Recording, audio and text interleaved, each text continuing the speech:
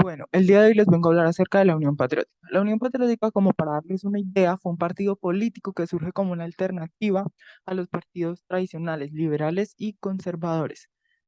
¿Cómo surge la Unión Patriótica? Básicamente la idea de Unión Patriótica, de crear un grupo, nace en la séptima conferencia guerrillera. Después, con la llegada del presidente Belisario Betancur, él trae o crea la Comisión de la Paz, la cual pues entabla diálogos con estos grupos armados y se crea de alguna u otra forma o se llega a un acuerdo de paz, el acuerdo de la Uribe. Este acuerdo constaba de 12 puntos, pero pues nos vamos a enfocar en el primero y el séptimo.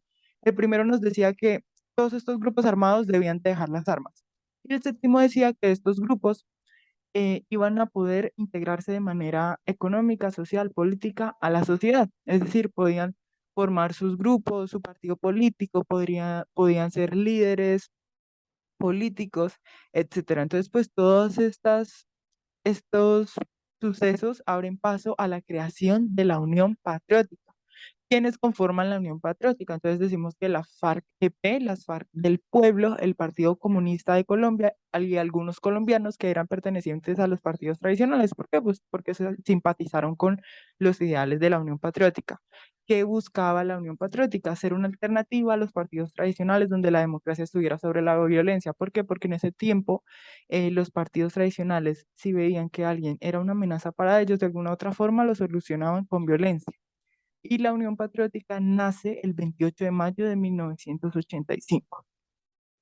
La Unión Patriótica y su aceptación por los colombianos para las primeras elecciones obtuvo 325.000 votos, es decir, el 5% de la votación total. Esto trajo contigo una representación parlamentaria en el Congreso, Senado, Cámara y permite que se posicione como la tercera fuerza de Colombia, es decir, como el tercer partido político después del liberal y conservador.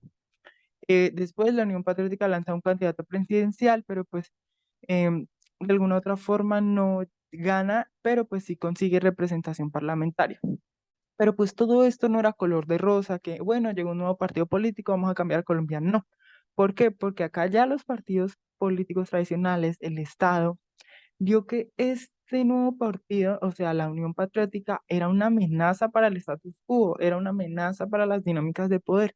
Entonces quisieron, pues, aplicar la violencia, empezaron a exterminar a los líderes, empezaron a exterminar a los simpatizantes con este partido, a los simpatizantes de este partido.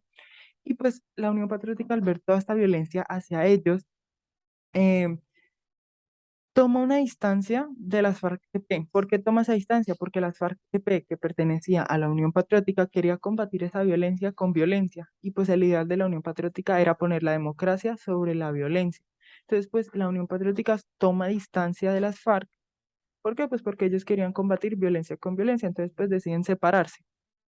Al tomar esta distancia, pues quedan un poco más vulnerables y pues de alguna u otra forma el Estado consigue lo que quería, pues que era terminar con este partido político. Entonces podemos ver que de alguna u otra forma terminaron con este partido político. ¿Por qué? Pues porque ya para los años 1997 el apoyo de los colombianos hacia la UP era insignificante. Un claro ejemplo es que en el Meta la UP había tenido en su auge 24.000 votos y ya para 1997 y toda esta violencia solamente consiguió 189, es decir, o sea, cifras insignificantes. Y pues todo esto provocó que para el 2002 el Estado le quitara a la Unión Patriótica el permiso para seguir siendo un partido. Entonces, ¿qué lograron? Que la Unión Patriótica desapareciera.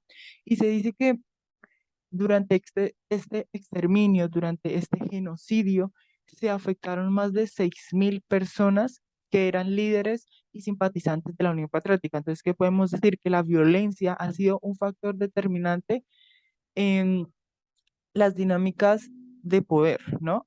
La violencia ha permitido que nosotros sigamos siendo ese país que está al mando de las élites. Entonces, ¿qué tenemos que hacer? Tenemos que ser personas críticas, tenemos que ir más allá de lo que nos dicen noticieros que están de alguna u otra bajo el mando de estos partidos políticos. Entonces debemos ser críticos, debemos de pensar diferente, si no nos gusta algo, hablar.